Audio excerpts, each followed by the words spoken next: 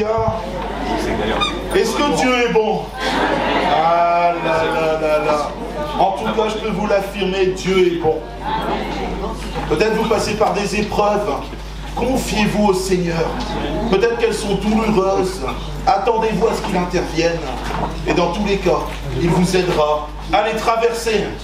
Alors, s'il y a des personnes qui sont là pour là ou l'une des premières fois dans une église, vous pouvez lever la main. On ne va pas vous manger. Ah, il y a une personne, on peut l'applaudir.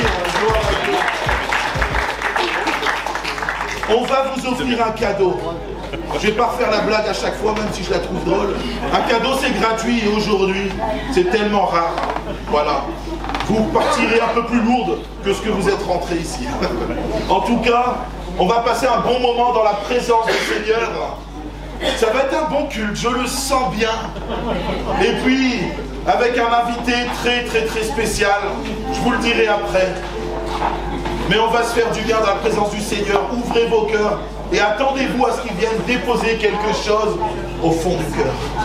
Il est bon, il est merveilleux, il est rempli d'amour, il est amour. Et cet amour, il veut le partager pour chacun d'entre nous. Alors sans plus tarder, Sam va nous conduire dans la louange, dans l'adoration à travers des chants. Et puis ensuite on entendra le message de l'évangile. Et gloire à Dieu.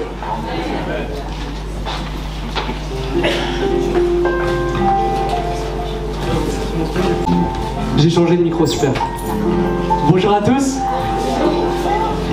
Alors, on va apprendre ce premier chant qui dit que ton nom résonne en ce lieu. Et je sais pas si tu t'es préparé en venant à l'église ce matin, est-ce que tu t'es préparé spirituellement?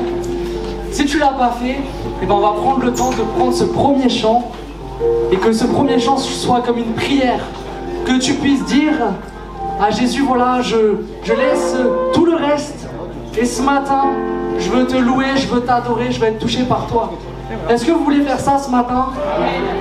Alors on va prendre ce chant, pour ceux qui le veulent, on va se lever et on va faire ce chant comme une prière, que ton nom résonne en ce lieu.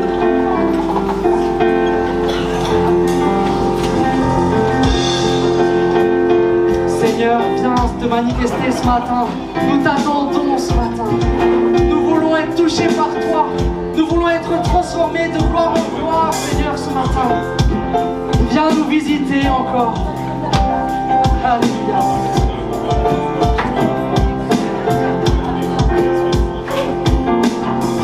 Que ton nom résonne dans ce lieu. Que ton nom résonne en ce lieu. Que ton nom résonne en ce lieu. Jésus, que ton nom résonne en ce lieu. Encore une fois. Que ton nom résonne en ce lieu. Que ton nom résonne en ce lieu. Que ton nom résonne en ce lieu. Jésus, que ton nom résonne en ce lieu. Que les murs tremblent au son de nos louanges, alors que nos voix s'unissent à celles des anges. Réponds sur nous, ton esprit, ta puissance. Oh Jésus, que les murs tremblent, que les murs tremblent au son de nos louanges, alors que nos voix s'unissent à celles des anges. Réponds sur nous, ton esprit, ta puissance. Que ton nom résonne. Que ton nom résonne en ce lieu. Que ton nom résonne en ce lieu. Que ton nom résonne en ce lieu. Jésus, que ton nom résonne en ce lieu. Que les murs tremblent au son de nos louanges, alors que nos voix s'unissent à celles des anges. Réponds sur nous.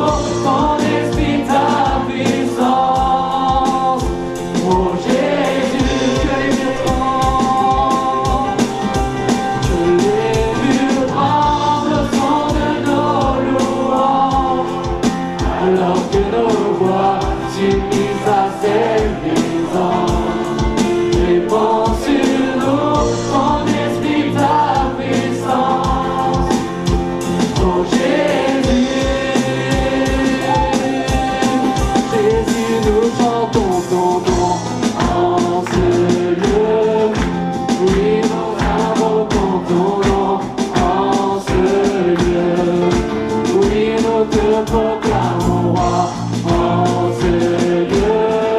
Tu es Seigneur des Seigneurs en ce lieu. Encore une fois. Jésus, nous chantons ton nom en ce lieu. Oui, nous invoquons ton nom en ce lieu. Oui, nous te proclamons roi en ce lieu. Tu es Seigneur des Seigneurs en ce lieu. Que les murs tremblent au son de nos louanges, alors que nos voix s'unissent à celles des anges. Répands sur nous ton esprit, ta puissance. Oh Jésus, dernière fois. Que les dieux tremblent au son de nos louanges, alors que nos voix s'unissent à celles des anges. Répands sur nous ton esprit, ta puissance. Oh Jésus. Alléluia. Alléluia. On va inviter le Seigneur Jésus. Et on va prendre ce chant qui dit je louerai son nom, peu importe ce que je vis. Et vraiment que ce matin, on puisse louer Jésus, peu importe les circonstances de nos vies, parce qu'il est là, parce qu'il a ses regards sur nous, parce qu'il veille qu'on ne tombe pas. Alors on va le louer ensemble. Amen.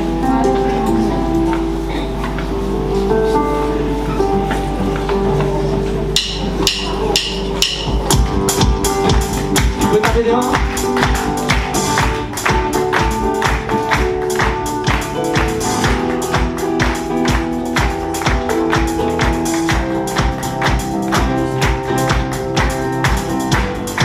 Je veux danser et louer, peu importe ce que je vis, le ressuscité vit en moi.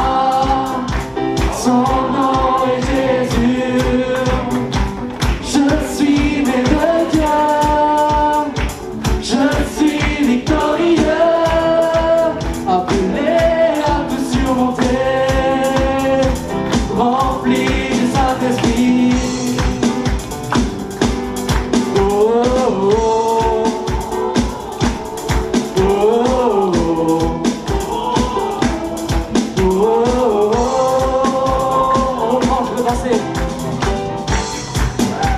danser, le louer, peu importe ce que je vis, le ressuscité vit en moi. Son nom est Jésus, je suis né de Dieu, je suis victorieux, appelé à tout surmonter, rempli du Saint-Esprit. Je louerai son nom, je louerai son nom, je louerai son nom. Je suis plus que vainqueur, je louerai son nom, je louerai son nom, je louerai son nom. Je suis plus que vainqueur, forgé contre moi, et nul est sans effet, le ressuscité vit en moi. Son nom est Jésus, je suis né de Dieu, je suis victorieux, appelé à tout surmonter, rempli du Saint-Esprit. Je louerai son nom, je louerai son nom, je louerai son nom. Je suis plus que vainqueur, je louerai son nom, je louerai son nom, je louerai son nom. Je suis plus que vainqueur, je suis plus que vainqueur. Je suis plus que vainqueur. Je suis plus que vainqueur. Je suis plus que vainqueur. Je suis victorieux. Je suis victorieux. Je suis victorieux. Je suis victorieux. Je marche de gloire en gloire. Je marche de gloire en gloire. Je marche de gloire en gloire. Je marche de gloire en gloire. Je louerai son nom. Je louerai son nom. Je louerai son nom. Je suis plus que vainqueur. Je louerai son nom. Je louerai son nom. Je louerai son nom.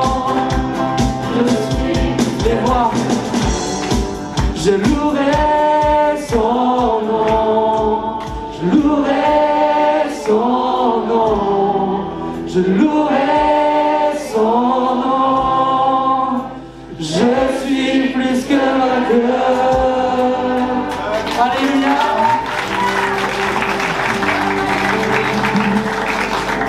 Alléluia. La victoire dépend de lui et de lui seul. Il a tout accompli à la croix. Alors on va prendre un chant qui dit que tout à lui, nous devons toutes choses. Vous allez voir ces paroles, notre promesse c'est Jésus, peu importe où nous sommes. Notre réponse c'est Jésus, peu importe les difficultés. Notre futur c'est lui.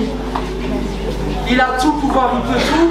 Et c'est lui qui a le pouvoir de nous tenir debout quand c'est humainement impossible. Il est celui qui fait naître la foi, il est celui qui la perfectionne, qui la tient pour que nous puissions triompher de toutes les épreuves. Alors on va prendre ce chant. Notre promesse c'est Jésus.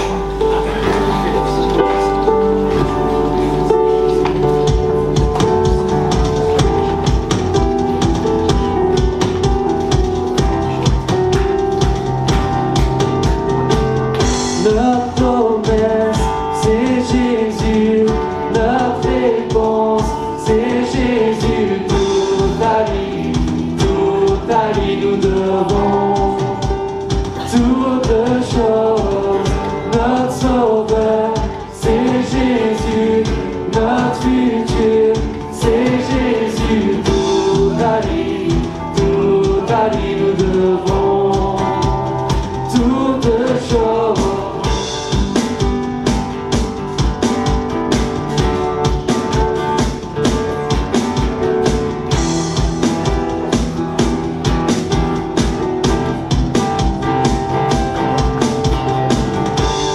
Que soit la montagne haute, il est plus haut. Que soit le fardeau si grand, il est plus grand. Que soit la vallée profonde, il est plus profond. Bien plus que nous voyons. Notre promesse, c'est Jésus. Notre réponse, c'est Jésus. Tout à lui, nous devons toutes choses. Notre sauveur, c'est Jésus. Notre futur, c'est Jésus. Tout à lui, nous devons toutes choses. On va chanter quelle que soit la crainte qui s'approche.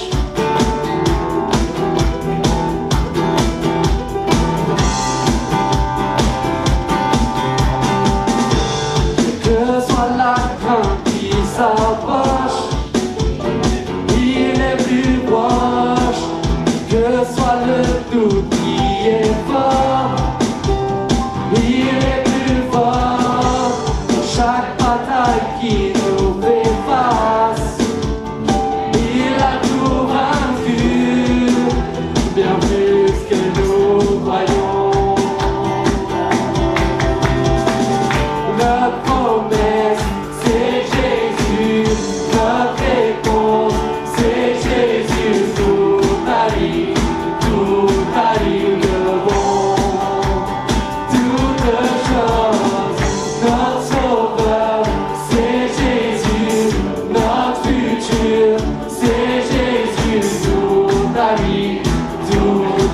vie nous devons.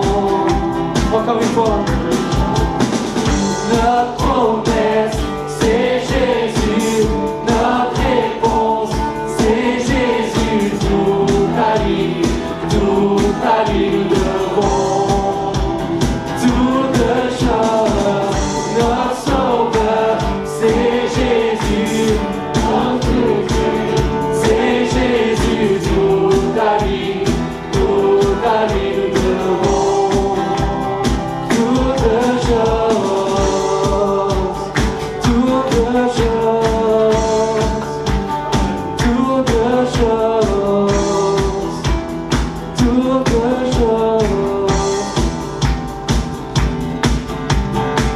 Nous connaissons le grand Dieu, nous servons le grand Dieu, nous donnons à ce grand Dieu toutes choses, toute la vie.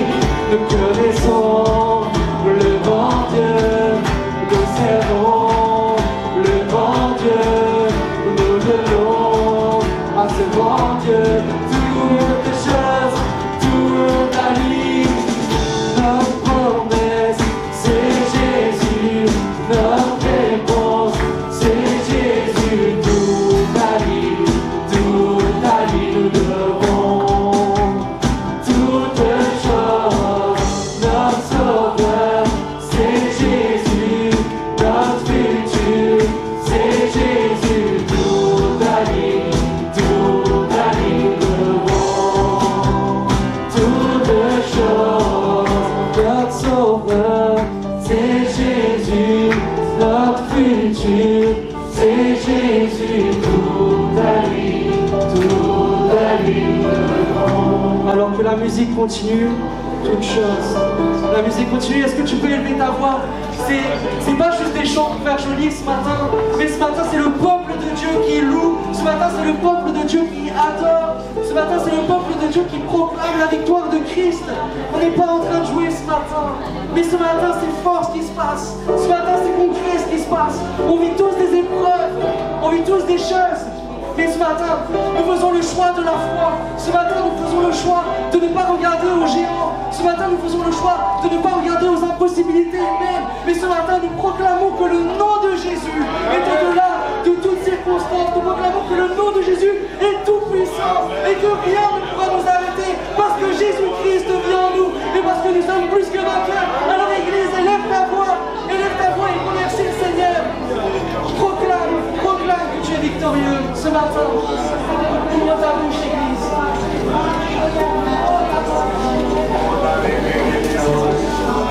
Seigneur, merci parce que le Dieu de victoire habite en moi.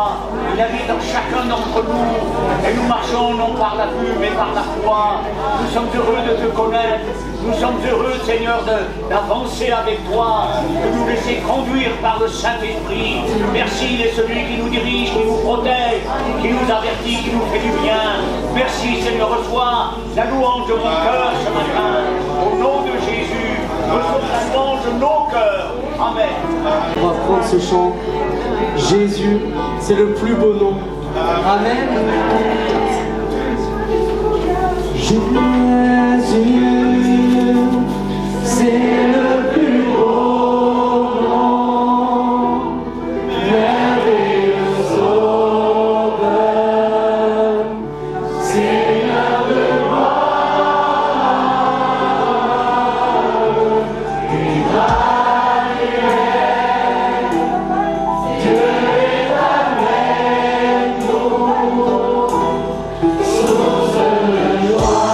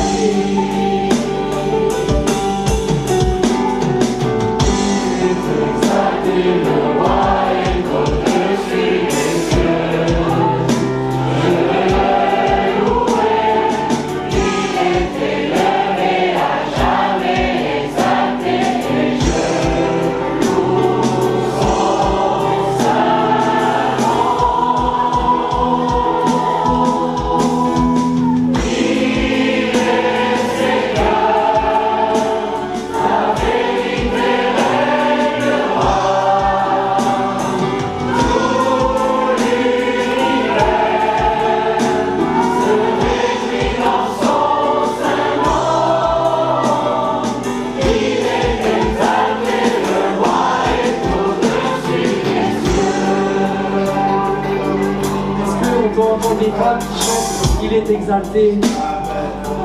Les œuvres.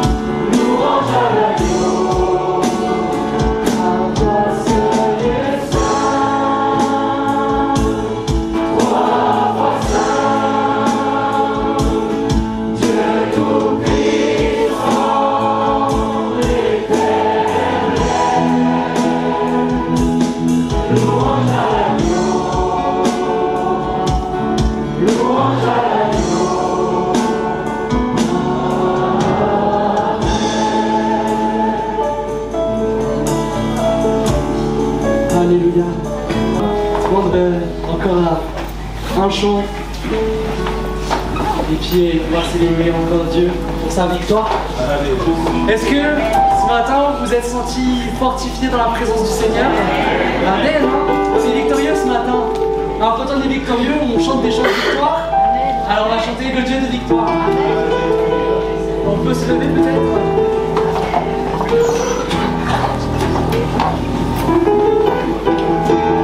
Ça va?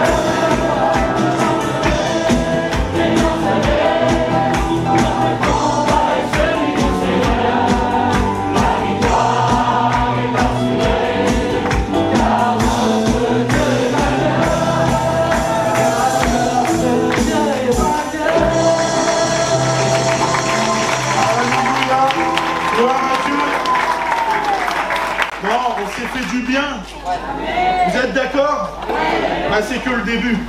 Alors maintenant, j'avais dit qu'il y avait un invité très spécial. On a fait la surprise à monsieur et madame Musard, voilà, de faire prêcher leur fils pasteur Yvan Musard. Donc que le Seigneur te bénisse, Yvan. Merci pasteur Laurie, c'est un privilège avec vous ce matin, une joie, hein, c'est gentil, merci de me permettre de prêcher. En même temps, c'était le temps des surprises, peut-être vous avez remarqué qu'il y a beaucoup de musards ce matin, et effectivement, c'était une semaine de surprises. Hier, on a eu la joie de faire la surprise à ma maman de son anniversaire, c'est pas son anniversaire hier, c'était dans la semaine, mais on lui a fait la surprise hier d'être tous là et tout cela, elle avait rien vu venir, et je sais que c'était aussi l'anniversaire cette semaine d'une autre jeune dame dans l'église, et voilà, c'est l'anniversaire des jeunes aujourd'hui. Et je sais pas si tu aimes les surprises, mais quand tu es dans la surprise, tu te laisses conduire, c'est bienveillant les surprises, c'est heureux, c'est bienveillant, mais parfois la vie, c'est pas juste bienveillant non plus. Parfois tu vis aussi la vie, c'est le titre de mon message. Vous, dans les 3 prochaines heures, on va regarder ça ensemble. Vous avez commencé à avoir peur? Non, c'est bon, ça va être court, je vous rassure. Et en fait, subir, parfois ça peut être pénible. Parfois, on est dans la passivité, on voit les choses arriver, on ne sait pas quoi faire, et parfois c'est difficile de supporter. Et le titre de mon message que je vous l'ai dit, c'est « Ne subis plus ta vie ». Et on va regarder en fait un personnage, et j'aimerais que pendant les quelques prochaines minutes, on va compter en dizaines de minutes, qu'on va partager autour de ce personnage, que vous puissiez un petit peu oublier la lecture que vous en avez habituellement. Il s'agit d'Isaac. Isaac, quand on lit Isaac, quand on connaît la vie d'Isaac, on a l'impression que pour lui, tout est simple, tout est facile. Il a eu un géant avant lui, Abraham, il aura un géant derrière lui, il va enfanter un géant qui s'appelle Jacob. Et lui, on a l'impression que sa vie, elle se déroule, ça a l'air simple, ça a l'air facile. On voit à plein d'endroits, Dieu le bénit, ne pars pas de cet endroit, je vais te bénir, je vais trop bénir. Si tu n'étais pas assez béni encore, je vais encore te bénir. Et Isaac, on a l'impression que ça a l'air sympa sa vie. Ça a l'air cool sa vie. Et j'aimerais regarder avec vous que derrière ce qui semblait être simple, derrière parfois des vies qui nous semblent simples dans l'église, et on regarde la vie de certaines personnes, on se dit, ah lui, la vie a l'air simple pour lui. Tu t'aperçois que la vie n'est pas si simple que ça. Mais qu'il a un Dieu qui lui simplifie la vie. Qu'il a un Dieu qui marche avec lui, qu'il a un Dieu qui l'aide, qu'il a un Dieu qui nous tour. Et on va regarder ça ensemble avec un premier passage. Et comme je vous dis, essayez de le lire un petit peu comme une sorte de première fois. La première fois dont il nous est parlé d'Isaac particulièrement, c'est lorsqu'Abraham, et on le lit ensemble, va prendre le bois pour l'Holocauste. Il va le charger sur son fils Isaac et pris dans sa main, il va prendre dans sa main le feu et le couteau. Ils marchèrent tous deux ensemble. Alors Isaac adressa la parole à son père Abraham et dit « Mon père ». Et il lui répondit « Me voici mon fils ». Et il reprit « Voici le bois, mais où est l'agneau pour l'Holocauste » Abraham répondit, mon fils, Dieu va se pourvoir lui-même de l'agneau pour l'Holocauste. Et ils marchèrent tous deux ensemble, et lorsqu'ils furent arrivés à l'endroit que Dieu lui avait indiqué, Abraham y construisit l'autel et disposa le bois. Il ligoutta son fils Isaac et le mit par-dessus l'autel et plaça le bois par-dessus. Quand on lit ce texte, déjà, nous on le lit à la réalité de Christ. C'est-à-dire qu'on sait que c'est une image de ce que Dieu va faire à travers Christ, où il va donner son fils, il va le sacrifier pour nous. Mais imaginez, ce récit a lieu 4000 ans, il y a 4000 ans, et donc 2000 ans avant la venue de Jésus-Christ. Imaginez juste Isaac. Imaginez Isaac qui monte avec son père, et on comprend qu'il pose des questions. Et dans un certain sens, il a raison de se poser des questions. Et dans l'inconscient collectif, quand on lit ces textes, on a l'impression qu'Isaac, il est tout jeune. En fait, quand on regarde sa vie et la chronologie, on s'aperçoit qu'il avait entre 15 et 30 ans. Donc Isaac n'est pas tout jeune. Isaac monte avec son père et il a l'habitude de faire des sacrifices. C'est pour ça qu'il pose la question où est l'agneau. Et finalement, il se retrouve ligoté. Est-ce qu'on est d'accord pour dire que ça a peut-être été un petit peu traumatisant? Ça a peut-être été un petit peu traumatisant. Nous on le lit en disant c'est incroyable, c'est merveilleux, Abraham, la foi qu'il a. Et effectivement, Abraham a une foi incroyable. Mais Isaac, lui, je ne sais pas comment il a vécu l'histoire. Isaac, il a vécu, et on a l'impression, et c'est pas juste une impression, qu'il subit un peu l'histoire. Et c'est pas la seule fois où son père s'occupe un petit peu de sa vie. On a un deuxième passage où il nous a dit qu'Abraham était vieux. Il avait atteint un âge avancé. J'aime bien qu'ils disent jamais vraiment l'âge complètement. La parole est parfois discrète, comme je dirais pas l'âge de ma maman aussi. Et l'Éternel l'avait béni en tout. Et Abraham dit à son serviteur, le plus ancien de sa maison, qui administrait tous ses biens, « Tu iras dans mon pays, dans ma patrie, prendre une femme pour mon fils Isaac. » Et on sait qu'à ce moment-là, Isaac a 39 ans. Et il ne serait pas temps d'assumer un petit peu Isaac. On a l'impression que la foi d'Isaac, c'est son père qui le prend et qui va le sacrifier, en tout cas qui s'apprête à le faire, puis on sait que Dieu le délivre et qu'il y a toute une image derrière, on regardera ça dans quelques instants. Mais là, même aussi pour le mariage, on a l'impression que c'est pas lui qui décide, c'est quelqu'un d'autre qui décide de sa vie. Et il est là et vraiment, on a l'impression que, et c'est pas juste une impression, il décide de rien. Les autres décident pour lui. Et j'aimerais m'adresser à tous ceux qui en ce moment et ce matin, et lorsque tu vois ta vie, t'as pas l'impression de décider grand chose dans ta vie. T'as décidé des choses, mais t'as l'impression, ce qui t'arrive, c'est que d'autres décident pour toi. Peut-être ce qui a décidé pour toi, c'est dans ta famille, on a décidé pour toi. Peut-être que c'est ton épouse, ton époux qui a décidé pour toi. Peut-être que c'est ton banquier qui décide en ce moment pour toi. Tu as des projets dans ta vie, mais le banquier, lui, dit non, moi j'ai d'autres projets pour toi, tu vas rembourser tes dettes. Et c'est les circonstances, quand tu es jeune, c'est les profs qui décident pour toi. Toi, tu aspires à un parcours professionnel, mais finalement, on te dit non, c'est pas là que tu dois aller, c'est ailleurs que tu dois aller. Et on vit parfois dans nos vies, et c'est pas parfois, c'est souvent, finalement, le fait que d'autres décident pour nous. Et j'aimerais t'encourager en te disant que la foi, par contre, si d'autres décident pour toi, la foi, c'est un choix. La foi, même quand on lit cette histoire et qu'on a l'impression que c'est un choix qui est imposé à Isaac, la foi de chacun d'entre nous est un choix personnel. C'est pas juste l'histoire d'une famille. C'est pas juste cela. Et j'aimerais m'adresser aussi à tous ceux qui viennent d'une famille chrétienne, comme vous l'avez compris, on en fait partie, c'est notre cas aujourd'hui. En fait, on est aussi, avant d'avoir la foi nous-mêmes, quand tu fais partie d'une famille où il y a la foi, de parents où il y a la foi, peut-être tu ne le sais pas, tu as l'impression d'avoir été victime, de subir un peu l'église. Moi, alors je subissais pas l'église, parce que c'était assez facile, j'avais juste à descendre quelques marches et je me retrouvais ici. Mais c'était pas toujours simple d'aller le dimanche à l'église, quand tes copains ils allaient faire d'autres choses, ils allaient jouer au foot et tout le reste. Mais parfois tu as l'impression de subir, mais j'aimerais t'amener dans une réflexion différente. Avant d'avoir la foi, en fait peut-être tu ne le sais pas, mais tu as souvent été au bénéfice de la foi de quelqu'un d'autre. La foi de tes parents, c'est un bénéfice pour toi. Peut-être tu ne le sais pas, mais leur foi t'a protégé. Leur foi t'a gardé.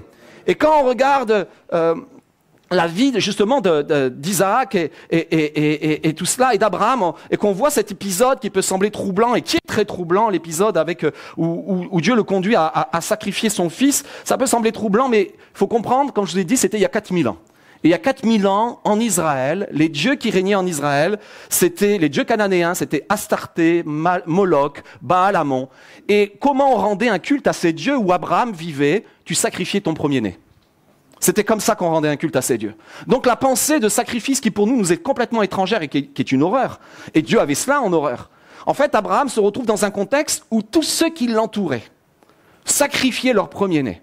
Et lorsqu'il parle, et on a l'impression qu'Isaac, effectivement, il aurait pu être traumatisé. Mais Dieu va épargner finalement Isaac. Et là où j'en viens, c'est que des fois on a l'impression que c'est tellement éloigné de nous, parce qu'effectivement en Israël, il n'y a plus de temple à Moloch et à Astarté, tout ça a été détruit. Mais il y a 2 ans de ça, je crois que c'était il y a 2 ans, on est allé avec mon papa et mes frères, on est allé en Tunisie. Et en Tunisie, il y a encore un des derniers endroits, et je sais qu'il y en a un aussi en Sicile, un des derniers endroits où tu retrouves ce qu'on appelle des temples à Baal, à Astarté. C'est ce qu'on appelle le Tophet, un endroit où les sacrifices étaient faits. Et j'ai réétudié cela, il y a une photo qui s'affiche. Vous voyez des qui sont répartis. Là, c'était justement à Carthage. L'histoire nous dit qu'il y avait près de 20 000 urnes.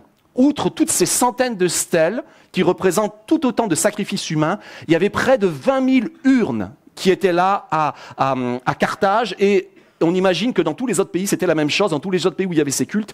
Et chaque urne représentait un sacrifice d'enfant.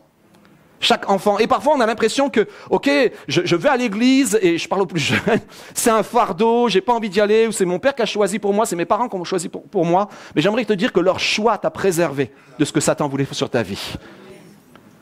En fait, Satan voulait détruire Isaac, Satan voulait détruire toute cette progéniture, mais Dieu avait choisi quelqu'un d'autre. Avait choisi une autre voie, avait choisi une autre façon de penser. Et dans la façon de penser de Dieu, c'est pas les hommes qui lui offrent un sacrifice ou qui leur offrent leur fils, c'est lui qui offre son fils. C'est pas les hommes qui leur offrent son sang, et comme on l'a entendu ce matin, c'est lui qui offre son sang.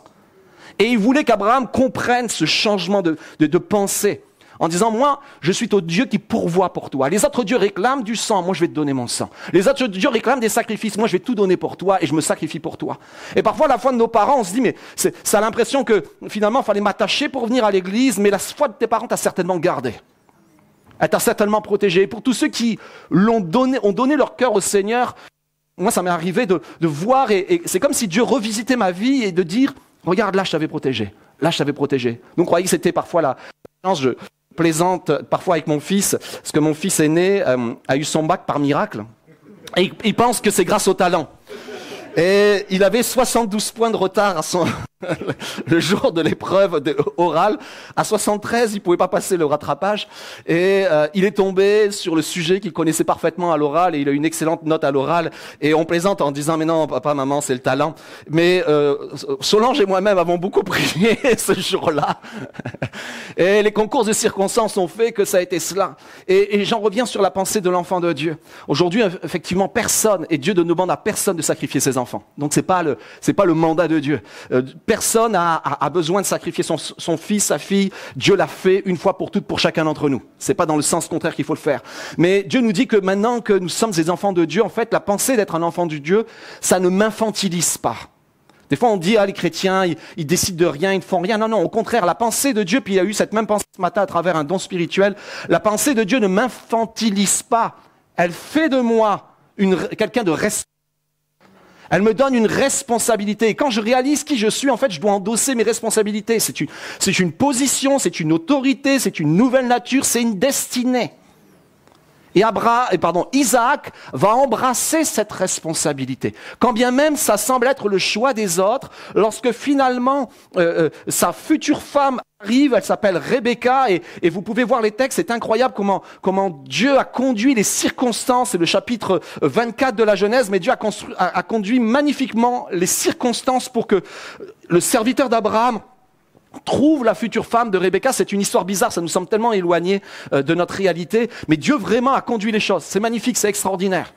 Et même si Dieu a conduit les choses, et ce qui est fort, c'est vraiment Dieu a conduit les choses. Et lorsque le serviteur d'Abraham va dans cette famille où il y a cette jeune fille qui s'appelle Rebecca, il va raconter comment Dieu l'a conduit, comment il y a eu sa faveur, comment par un concours de circonstances extraordinaires, il l'a trouvée immédiatement, c'était elle. Et il y a eu un échange incroyable qui s'est passé. Et on voit la main de Dieu, mais ça n'empêche pas. Quand bien même il y a la main de Dieu, on voit la main de Dieu qui se manifeste, on voit ce que Dieu dit, ça n'empêche pas que Dieu veut vouloir notre avis. Et Dieu nous pose la question, j'ai pas pu noter ce verset-là, mais on le voit dans Genèse 24, verset 58. Finalement, on va poser la question à Rebecca, veux-tu aller avec cet homme? Et elle va dire oui. En fait, Dieu te trace un chemin, et Dieu nous trace un chemin, mais il veut savoir notre avis. Il veut savoir si oui ou non on est prêt à aller dans ce chemin. Ça lui importe, ça lui est précieux.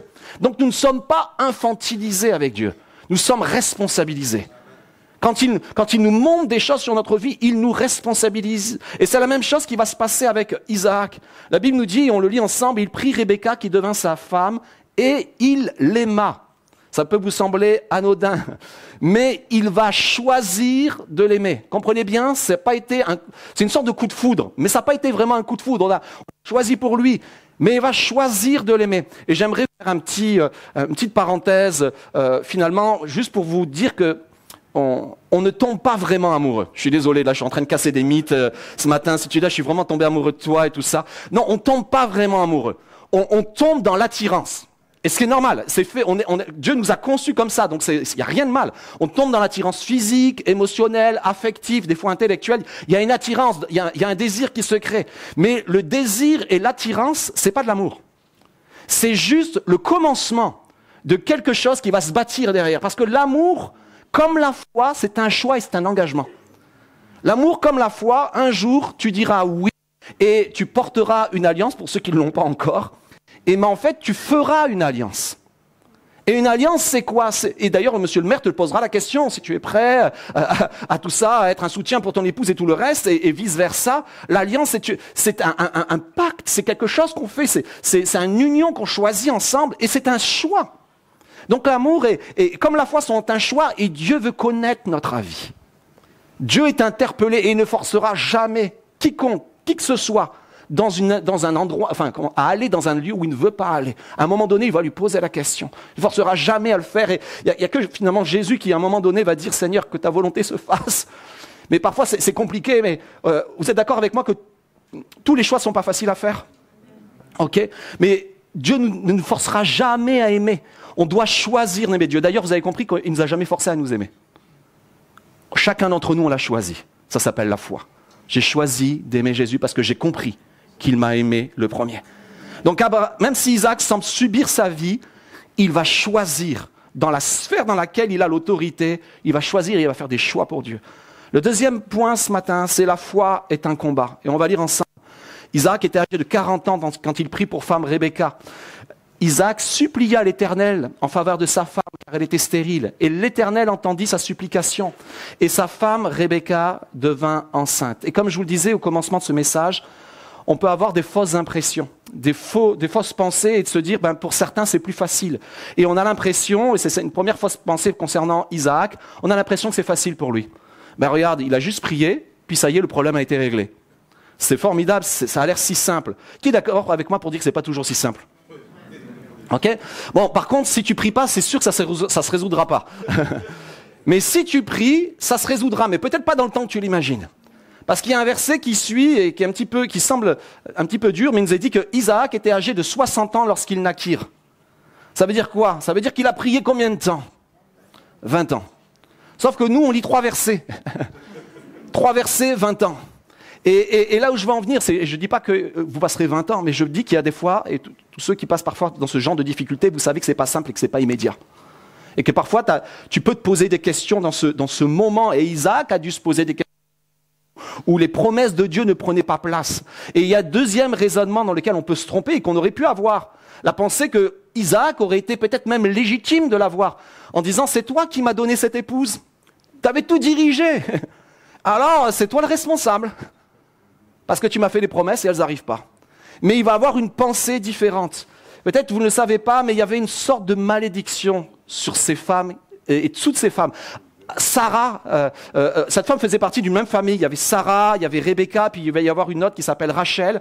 Mais Sarah, la maman d'Isaac, elle aussi était stérile.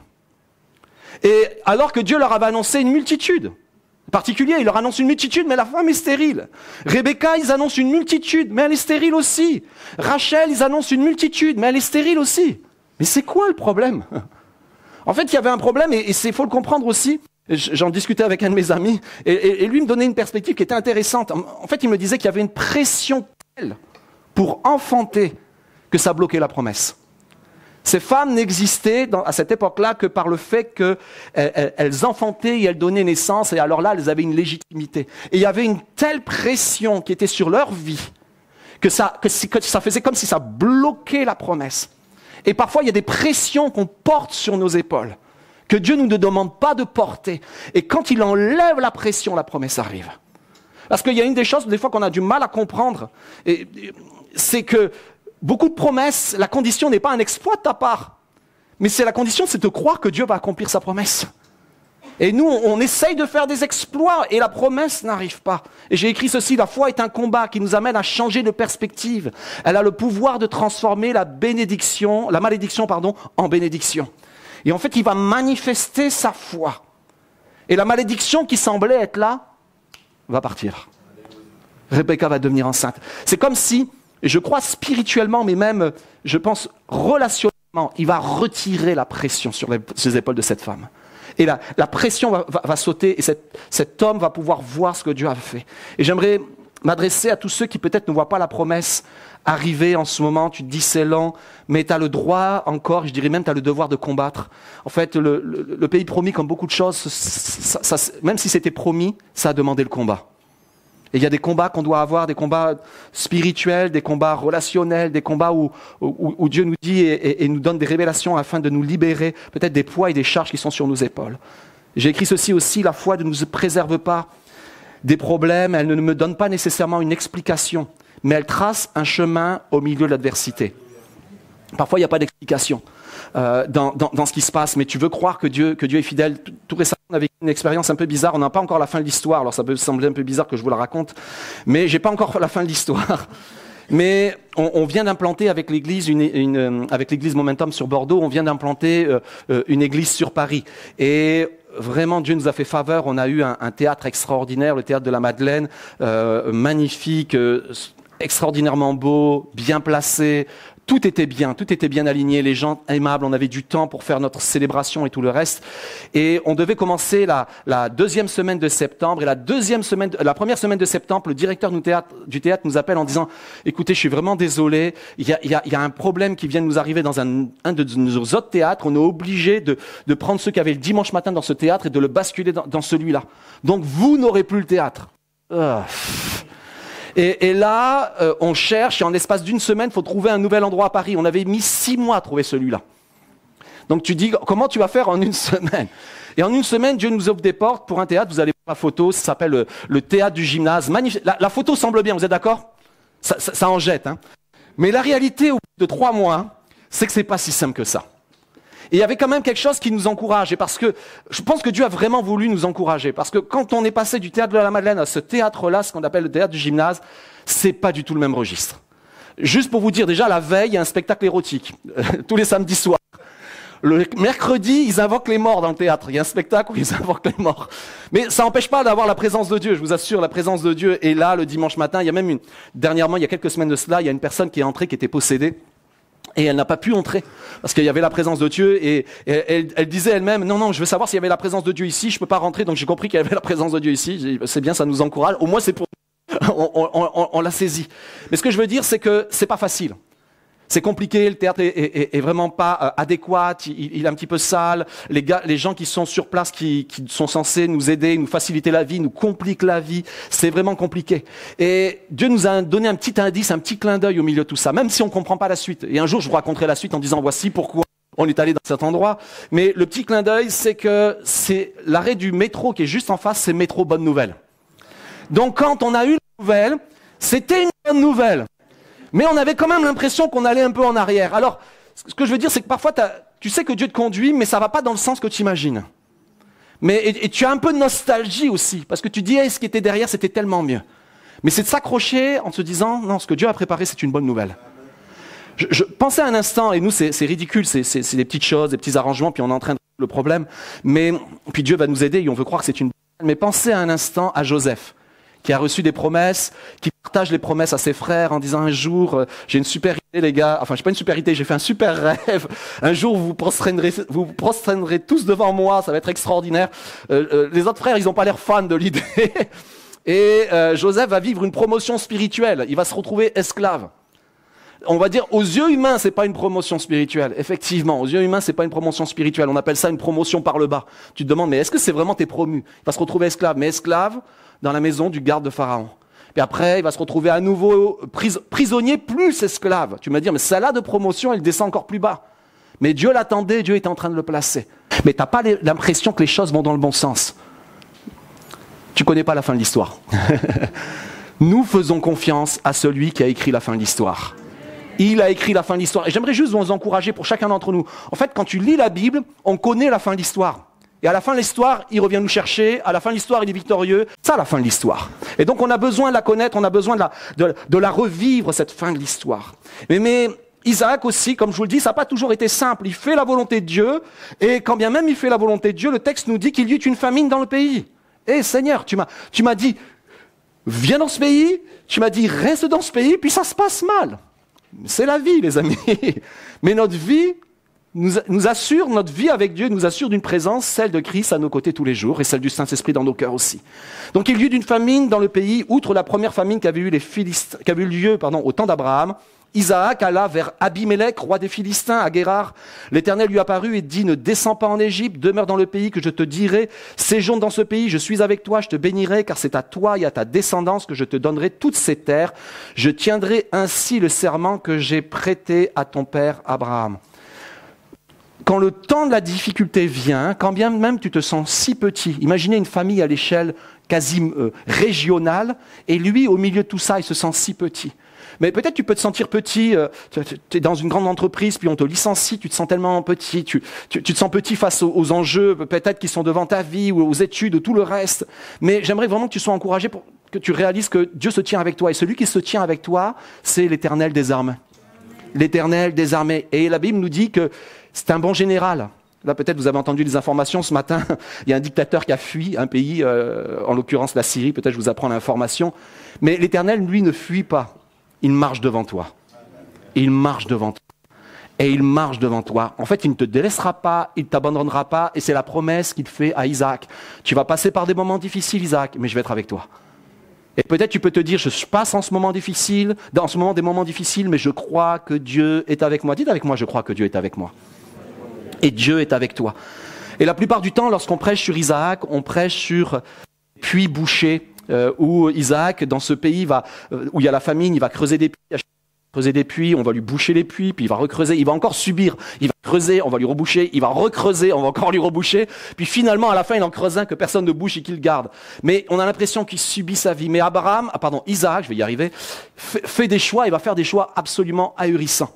Et c'est ce que j'ai écrit, la foi m'amène à marcher à contre-courant. Il va faire un choix à contre-courant. Le texte nous dit que Isaac sema dans ce pays et il récolta cette année le centuple, car l'Éternel l'avait béni. Car l'Éternel le bénit. Et ça peut sembler bizarre parce que quand on reprend le texte, c'est la famine. Et Isaac, son job et le job de son père, c'était pas des agriculteurs. Ça faisait plus de 100 ans qu'ils étaient éleveurs. C'était pas un agriculteur. Et l'année où il y a la famine, en général, quand il y a la famine, ça vient de mauvaises conditions météorologiques. C'est-à-dire que les récoltes n'ont pas été bonnes. Donc les récoltes n'ont pas été bonnes, il n'a jamais été agriculteur, et pourtant dans un temps de famine, il va semer. La chose complètement à contre-courant. Complètement à contre-courant. En fait, Dieu t'attend dans des choses qui sont à contre-courant. Pourquoi ? Parce qu'il sait des choses que les autres ne savent pas. Et il veut te les communiquer. Il y a quelques années de cela, avec mon épouse, on rêvait depuis un certain temps, on avait une aide alimentaire qui s'appelle Porteur d'Espoir, et qui existe encore, qui est une œuvre merveilleuse, il y en a certains qui servent dans cette œuvre-là. On avait une aide alimentaire et on savait qu'on allait partir, on savait qu'on allait quitter, on partait pour... qu'on voulait ouvrir une épicerie solidaire. Et juste peut-être 1 an et demi avant qu'on parte, enfin, pour la première fois, alors que ça faisait des années qu'on cherchait, on trouve un local. Et là, on a vraiment eu un échange avec Solange en disant, mais à quoi ça sert? On s'en va. Pourquoi bâtir quelque chose sur lequel on s'en va? C'est quoi l'idée? Et je me souviens, on a eu ce petit débat, puis on s'est dit, non, on va le faire, on le fait pas pour nous, on va le faire parce que Dieu est en train de préparer quelque chose et on ne savait pas quoi. Et donc on a démarré et on a eu les clés. Et vous savez, le premier jour, on a eu les clés pour rentrer dans le bâtiment, il y avait beaucoup de travaux à faire. C'est le premier confinement. Spling. Le premier jour, le lundi, on a les clés, le lundi, c'est le confinement. Et là, pendant ce temps-là, et plusieurs sont venus nous aider. Dans le temps de confinement, on a préparé ce local intérieur. Les travaux ont pris place. Mais ce qu'on ne savait pas, en fait, on ne savait pas qu'il allait avoir le Covid. Et toute la structure sociale et d'aide au niveau de la ville, en fait, plus rien ne se faisait. Plus rien ne se faisait. Et là, juste à ce moment-là, quand le confinement s'allégeait un petit peu, nous, on est ouverts. Et d'un coup, des centaines de familles, enfin des centaines de personnes viennent. Et pas juste ça. La mairie nous appelle, tous les alentours nous appellent en disant on a la nourriture, parce que les cantines étaient fermées, les écoles étaient fermées, ils avaient des grosses quantités de nourriture, des boîtes de conserve, j'avais jamais vu ça, des trucs de 20 kilos. Et ça m'a fait faire de la musculation, je faisais ça. J'allais les récupérer toute la semaine et tout ça, une faveur de Dieu. Dieu sait des choses que le monde ne sait pas. Et il a envie de te le communiquer. Parfois, il ne te dit pas ce qui va se passer. Il te dit juste, fais-moi confiance. Fais-moi confiance. Et dans les moments d'adversité, Dieu connaît l'issue et la façon de s'en sortir. Et il y a quelque chose que Dieu a préparé. Je vais juste te le dire à nouveau, vraiment. Il y a quelque chose que Dieu a préparé pour ta vie. Peut-être en ce moment, tu ne comprends pas, mais quelque chose a été dans ta vie en ce moment par Dieu. Et mon troisième point, la foi est rarement dans le court terme. La foi nous amène toujours plus loin que ce que nous pouvons nous imaginer. Et Isaac, et c'est la fin de sa vie, ce n'est pas véritablement la fin de sa vie. Lui, il croit que c'est la fin de sa vie, mais ce n'est pas le cas. Il va devenir aveugle et il veut bénir ses fils avant de mourir. Et lui, affectivement, a fait le choix de donner à Ésaü. Pour l'histoire, il a eu 2 jumeaux, Ésaü et Jacob. Et il y a une promesse sur Jacob, mais aussi Ésaü. Et lui a une affection particulière sur Ésaü. Ésaü est un chasseur, il lui ramène du gibier, et il a une affection pour lui. On peut la comprendre, cette affection-là, parce que Ésaü ressemble à son grand frère. Peut-être vous ne le savez pas, mais Isaac avait un grand frère. Ce grand frère, Ismaël. Et Ismaël était un chasseur. Et on sait que Isaac avait de l'affection pour Ismaël parce que lorsque on lui présente pour la première fois sa femme, il revient de Laï-Roy. C'est un endroit où vivait Ismaël. Et donc il revient de chez Ismaël. Et il revient en méditant les Écritures. J'aimerais vous donner une autre perspective aussi. Au moment ce qui se passe dans peut-être le conflit israélo-palestinien, le conflit entre Israël et les Arabes. Vous le savez peut-être pas, mais Ismaël, c'est l'ancêtre de tous les Arabes. Et Isaac, c'est l'ancêtre de tous les Juifs. Mais à l'origine, ils s'entendaient bien. À l'origine, ils étaient unis. À l'origine, il y avait de l'affection réciproque. Et moi, je suis un passionné de politique et de géopolitique et tout ça. Enfin, je la regarde. L'actualité est intéressante. Mais l'année dernière, donc, on a eu le 7 octobre, et peut-être vous ne le savez pas, mais le 7 octobre, parce qu'il y allait avoir un accord de paix qui était sur le point d'être signé, qui s'appelait l'accord d'Abraham, la paix d'Abraham. C'était l'accord où il y avait une réconciliation entre ces 2 grandes familles, entre la famille d'Ismaël et la famille d'Isaac, unies à la fois au début. Et vous comprenez bien que l'ennemi ne veut pas ça. Il ne veut pas que l'ennemi ne veut pas l'amitié prévue. Isaac avait une affection par rapport à Ésaü, justement, qui était reliée à ça. Et il aimait Ésaü à cause du fait qu'il ressemblait à son frère aîné. Et le temps va arriver où c'est un moment solennel, c'est le moment dans lequel il s'est préparé presque toute sa vie. Ça fait longtemps qu'il réfléchit à ça, et il l'a préparé, il y a pensé, il y a une prière qui est associée à cela. Il va bénir un de ses fils particulièrement. Et là, vous connaissez l'histoire, il va être trompé. Le fils aîné, Ésaü, en tout cas son jumeau, il n'y a pas d'aîné, va partir à la chasse. Et pendant qu'il part à la chasse, Rebecca, la maman, elle sait que Jacob est destiné à recevoir la promesse. Et elle va déguiser son fils. Alors je ne sais pas comment était son fils, mais elle va lui mettre des poils de chèvre sur les bras, et le père va le croire, et il va lui mettre un manteau avec une odeur particulière. Alors je ne sais pas comment c'était, devait être un ours, son fils, je ne sais pas, Ésaü devait être un ours, j'en sais rien. Mais du coup, il va le confondre et il va bénir. Et là où je veux en venir, c'est qu'on peut se tromper dans la On peut être trompé dans la foi. La preuve est là. Isaac, dans un élan de foi, dire je vais bénir mon fils Ésaü. Et il va être trompé, c'est pas Ésaü qui va bénir, il va bénir Jacob. Il pensait que vraiment que c'était, il le savait pas, mais il était en train de faire la volonté de Dieu. Parce que Dieu il allait être trompé, mais la volonté de Dieu allait se rétablir. Là où c'est que il est en train de faire quelque chose, mais à court terme, ça va être une catastrophe. Lui, son plan, c'est je vais bénir mes enfants et ça va être formidable.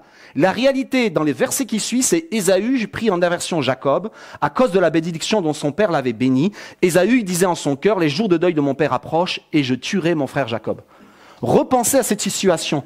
Ésaü a préparé toute sa vie pour bénir ses fils. Le jour où il est béni, il y en a un qui veut tuer l'autre. Tu dis, ça vous est déjà arrivé de vouloir bénir, de vouloir faire les choses bien, et ça se tourne à l'envers, l'histoire? Ouais, levez pas votre main finalement. Tu veux faire les choses bien. Tu penses dire à Dieu, tu veux faire les choses vraiment carrées devant Dieu et tout cela, et ça se retourne contre toi. Mais ça, c'est le court terme. Court terme, effectivement, les choses se retournent. Court terme, ça semble catastrophique. Mais le court terme, c'est souvent le lieu où Satan règne. Long terme, c'est toujours le lieu où Dieu règne. Le court terme, ça semble être une défaite. Mais le long terme, Dieu a le dernier mot.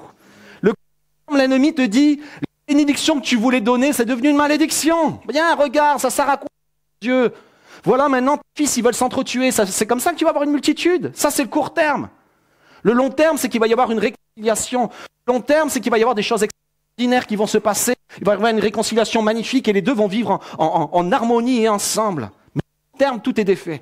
Et je veux penser à ceux en ce moment, peut-être, tu vois tout ce que tu as bâti partir en fumée, ton mariage, tes projets familiaux, professionnels, et tu t'es bâti un scénario de vie et les choses ne se sont pas passées comme tu l'imaginais.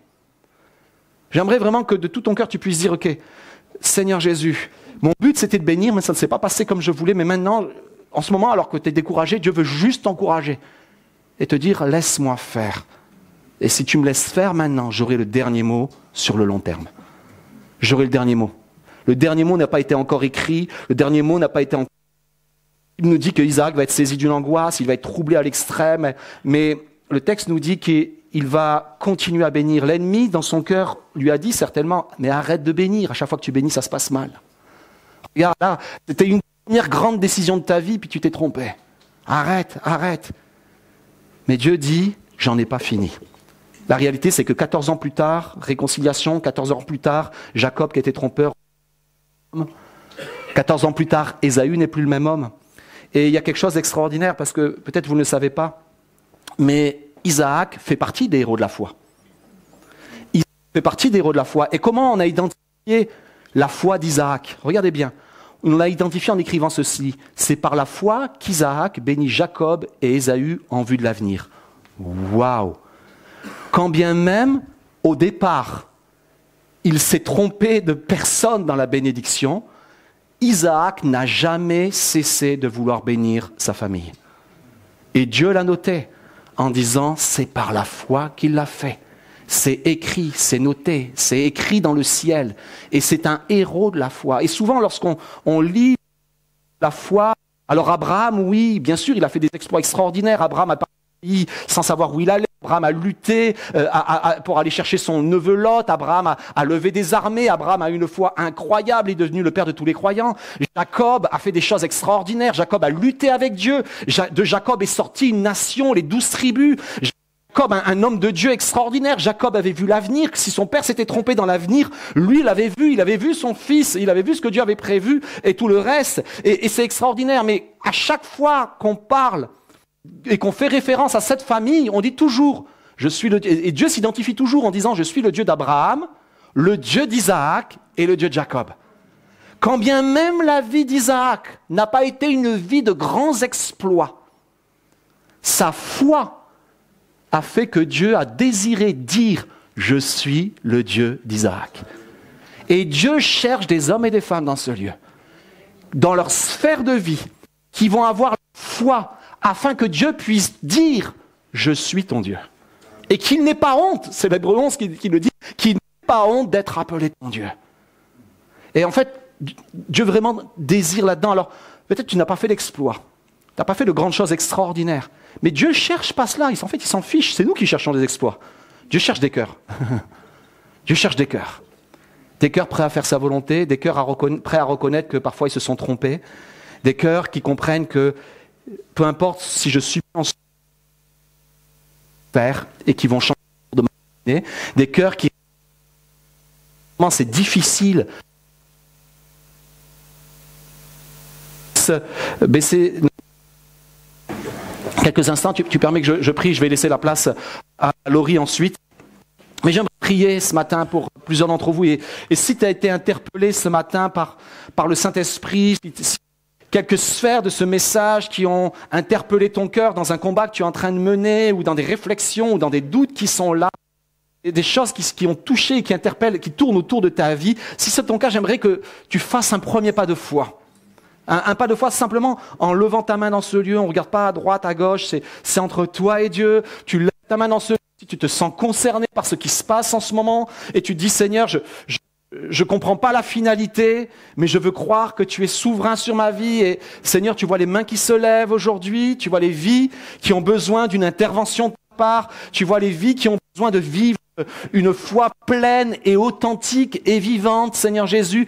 Et je crois, Seigneur mon Dieu, parce que tu as dit que tu étais le Dieu d'Abraham, tu as dit que tu étais le Dieu d'Isaac, Seigneur Jésus, et tu étais le Dieu de Jacob. Je crois que tu es le Dieu de plusieurs ce matin, et qu'il y a des choses qui s'inscrivent spirituellement dans le ciel aujourd'hui. Il y a des alliances qui se refont dans le ciel. Si toi tu n'avais jamais lâché ta main envers tes bien-aimés, il y a des alliances qui reprennent place et qui reprennent vie dans le ciel. Toi, tu as ton regard bienveillant sur nos vies. Alors peut-être en ce moment c'est compliqué, c'est difficile, tu vois pas le bout du chemin, mais nous croyons, et je crois de tout mon cœur que Dieu, tu es souverain. Alors je prie pour tous ces bien-aimés, et je déclare que ta volonté est faite, Jésus, qu'ils avancent la reconnaissance dans leur cœur que ce que tu vas faire pour eux est merveilleux, Seigneur. Parce que tu es un Dieu merveilleux, tu es un Dieu glorieux, et tu es un Dieu qui désire manifester sa bienveillance dans nos vies. En ton nom, j'ai prié. Amen et amen. C'est bon de savoir qu'on est dans les mains de Dieu et que ses projets s'accomplissent toujours.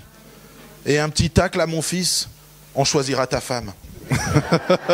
Merci Yvan, c'est bon, c'est bon. En tout cas, merci Seigneur pour la parole qui nous a été donnée ce matin. Et on est content, je pense que la famille Musard, ils sont contents aussi.